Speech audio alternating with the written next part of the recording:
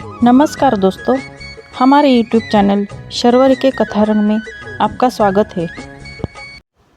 दोस्तों, आज के वीडियो में भगवान शिव और माता सती का विवाह किस तरह से संपन्न हुआ, इसके बारे में बहुत ही महत्वपूर्ण जानकारी दी गई है।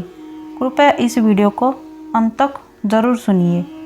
दक्ष प्रजापति की कई पुत्रियां थीं। सभी पुत्रियां गुणवती थीं। फिर भी दक्ष के मन में संतोष नहीं था।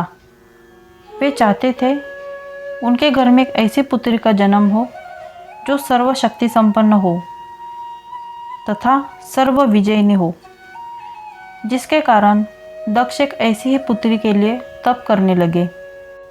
तप करते करते अधिक दिन बीत गए तो भगवती दुर्गा ने प्रकट होकर कहा, मैं तुम्हारे तप से प्रसन्न हूँ।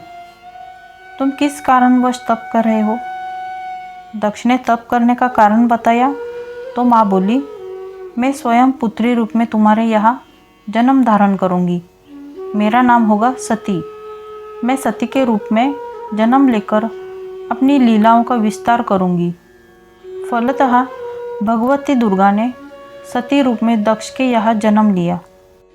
सती दक्ष की सभी पुत्रियों में सबसे अलौकिक थी। सती ने बाल्यावस्था में ही कई ऐसे अलौकिक आश्चर्यचकित करने वाले कार्य कर दिखाए थे, जिन्हें देखकर स्वयं दक्ष को भी विस्मयता होती रहती थी। जब सती विवाह योग्य हो गई तो दक्ष को उनके लिए वर की चिंता होने लगी। उन्होंने ब्रह्मा जी से इस विषय में परामर्श किया। ब्रह्मा जी ने कहा, सती दुर्गा का अवतार है। दुर्गा आदिशक्ति और शिव आदि पुरुष है। अतः सती के विवाह के लिए शिव ही योग्य और उचित वर है। दक्ष ने ब्रह्मा जी की बात मानकर सती का विवाह भगवान शिव के साथ कर दिया। सती कैलाश में जाकर भगवान शिव के साथ रहने लगी। भगवान शिव दक्ष के दामाद थे, किंतु एक ऐसी घटना घटित हो गई जिसके कारण दक्ष के हृदय में भगवान शिव के प्रति बैर और विरोध भाव पैदा हो गया। एक बार देवलोक में ब्रह्मा ने धर्म के निरूपण के लिए एक सभा का आयोजन किया था। सभी बड़े बड़े देवता सभा में एकत्र हो गए थे। भगवान शिव भी इस सभा में बैठे थे। सभा मंडल में दक्ष का आगमन हुआ। दक्ष के आगमन पर सभी देवता उठकर खड़े हो गए, पर भगवान शिव खड़े नहीं हुए। उन्होंने दक्ष को प्रणाम भी नहीं किया। फलतः दक्ष ने अपमान का अनुभव किया। केवल यही नहीं, उनके हृदय में भगवान शिव के प्रति ईर्ष्या की आग जल उठी। वे उनसे बदला लेने के लिए समय और अवसर की प्रतीक्षा करने लगे। एक बार सती और शिव कैलाश पर्वत पर बैठे हुए परस्पर वार्तालाप कर रहे थे। उसी समय आकाश मार्ग से कई विमान कनखल की ओर जाते हुए दिखाई पड़े। सती ने उन विमानों को देखकर भगवान शिव से पूछा, प्रभु, ये सभी विमान किसके हैं और कहाँ जा रहे हैं? भगवान शंकर ने उत्तर दिया, आपके पिता ने बहुत बड़े यज्ञ का आयोजन किया है। समस्त देवता और देवांगनाएं इन विमानों में बैठकर उसी यज्ञ में सम्मिलित होने के लिए जा रहे हैं। इस पर सती ने दूसरा प्रश्न किया, क्या मेरे पिता ने आपको यज्ञ में सम्मिलित होने के लिए नहीं बुलाया? भगवान शंकर ने उत्तर दिया, आपके पिता मुझसे बैर रखते हैं, फिर वे मुझे क्यों बुलाएंगे? सती मन ही मन सोचने लगी। फिर बोली, यज्ञ के इस अवसर पर अवश्य मेरी सभी बहनें आएंगी। उनसे मिले हुए बहुत दिन हो गए। यदि आपकी अनुमति हो तो मैं भी अपने पिता के घर जाना चाहती हूँ। यज्ञ में सम्मिलित हो लूँगी और बहनों से भी मिलने का सुअवसर मिलेगा। भगवान शिव ने उत्तर दिया, इस समय वहाँ जाना उचित नहीं होगा। आपके पिता मुझसे जलते हैं। हो सकता है वे आपका भी अपमान करें। बिना बुलाए किसी के घर जाना उचित नहीं होता है। इस पर सती ने प्रश्न किया, ऐसा क्यों? भगवान शिव ने उत्तर दिया, विवाहिता लड़की को बिना बुलाए पिता के घर नहीं जाना चाहिए, क्योंकि विवाह हो जाने पर लड़की अपने पति की हो जाती है। पिता के घर से उसका संबंध टूट जाता है। लेकिन सती पीहर जाने के लिए हठ करती रही, अपनी बात बार बार दोहराती रही। उनकी इच्छा देखकर भगवान शिव ने पीहर जाने की अनुमति दे दी। उनके साथ अपना एक गण भी साथ में भेज दिया। उस गण का नाम वीरभद्र था। सती वीरभद्र के साथ अपने पिता के घर गई। घर में सती से किसी ने भी प्रेमपूर्वक वार्तालाप नहीं किया। दक्ष ने उन्हें देखकर कहा, तुम क्या यहाँ मेरा अपमान कराने आई हो? अपनी बहनों को तो देखो, वे किस प्रकार के अलंकारों और सुंदर वस्त्रों से सुसज्जित है। तुम्हारे शरीर पर मात्र बागंबर है। तुम्हारा पति शमशानवासी और भूतों का नायक है।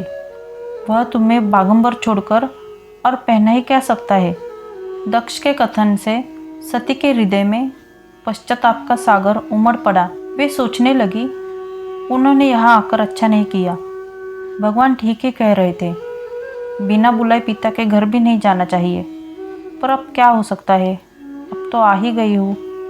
पिता के कटु और अपमानजनक शब्द सुनकर भी सती मौन रही। वे उस यज्ञ मंडल में गई जहाँ सभी देवता और ऋषि मुनि बैठे थे तथा यज्ञ कुंड में धू करती जलती हुई अग्नि में आहुतियाँ डाली जा रही थी। सती ने यज्ञ मंडप में सभी देवताओं के तो भाग देखे, किंतु भगवान शिव का भाग नहीं देखा। वे भगवान शिव का भाग न देखकर अपने पिता से बोली, पितृश्रेष्ठ, यज्ञ में तो सबके भाग दिखाई पड़ रहे हैं, किंतु कैलाशपति का भाग नहीं है। आपने उनका भाग क्यों नहीं रखा? दक्ष ने गर्व से उत्तर दिया, मैं तुम्हारे पति शिव को देवता नहीं समझता। वह तो भूतों का स्वामी, नग्न रहने वाला और हड्डियों की माला धारण करने वाला है। वह देवताओं की पंक्ति में बैठने योग्य नहीं है। उसे कौन भाग देगा? सती के नेत्र लाल हो उठे, उनकी भौहें कुटिल हो गई। उनका मुखमंडल प्रलय के सूर्य की भांति तेजोदीप्त हो उठा। उन्होंने पीड़ा से तिलमिलाते हुए कहा, मैं इन शब्दों को कैसे सुन रही हूँ? मुझे धिक्कार है। देवताओं, तुम्हें भी धिक्कार है।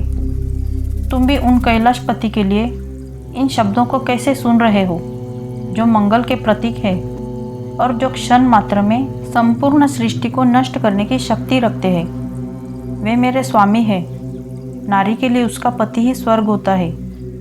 जो नारी अपने पति के लिए अपमानजनक शब्दों को सुनती है, उसे नरक में जाना पड़ता है। पृथ्वी सुनो, आकाश सुनो और देवताओं तुम भी सुनो। मेरे पिता ने मेरे स्वामी का अपमान किया है। मैं अब एक क्षण भी जीवित रहना नहीं चाहती। सती अपने कथन को समाप्त करती हुई यज्ञ कुंड में कूद पड़ी। जलती हुई आहुतियों के साथ उनका शरीर भी जलने लगा। यज्ञ मंडप में खलबली पैदा हो गई। हाहाकार मच गया। देवता उठकर खड़े हो गए। वीरभद्र क्रोध से कांप उठे। वे उछल उछल कर यज्ञ का विध्वंस करने लगे। यज्ञ मंडप में भगदड़ मच गई। देवता ऋषि मुनि भाग खड़े हुए। वीरभद्र ने देखते ही देखते दक्ष का मस्तक काटकर फेंक दिया। यह समाचार भगवान शिव के कानों में भी पड़ा। वे प्रचंड आंधी की भांति कनखल जा पहुँचे। सती के जले हुए शरीर को देखकर भगवान शिव अपने आप को भूल गए। सती के प्रेम और उनकी भक्ति ने उन शंकर के मन को व्याकुल कर दिया, जिन्होंने काम पर भी विजय प्राप्त की थी और जो सारी सृष्टि को नष्ट करने की क्षमता रखते थे। वे सती के प्रेम में खो गए, बेसुध हो गए। भगवान शिव ने उन्मत्त की भांति सती के जले हुए शरीर को कंधे पर रख लिया। वे सभी दिशाओं में भ्रमण करने लगे। शिव और सती के इस अलौकिक प्रेम को देखकर पृथ्वी रुक गई, हवा रुक गई, जल का प्रवाह ठहर गया और देवताओं की सांसें भी रुक गई। सृष्टि व्याकुल हो उठी। सृष्टि के प्राणी पुकारने लगे, रक्षा करे, रक्षा करे। भयानक संकट उपस्थित देखकर सृष्टि के पालक भगवान विष्णु आगे बढ़े। वे भगवान शिव की बेसुधी में अपने चक्र से सती के एक एक अंग को काट काट कर गिराने लगे। धरती पर 51 स्थानों में सती के अंग कट कट कर गिरे। जब सती के सारे अंग कट कर गिर गए तो भगवान शिव पुनः अपने आप में आए। जब वे अपने आप में आए तो पुनः सृष्टि के सारे कार्य चलने लगे।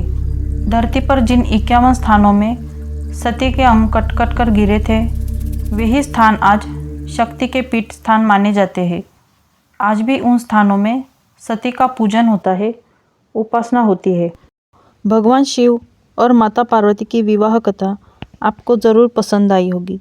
अगर पसंद आई हो तो इस वीडियो को लाइक, शेयर और चैनल को सब्सक्राइब कर दीजिए। मिलते हैं अगली वीडियो में।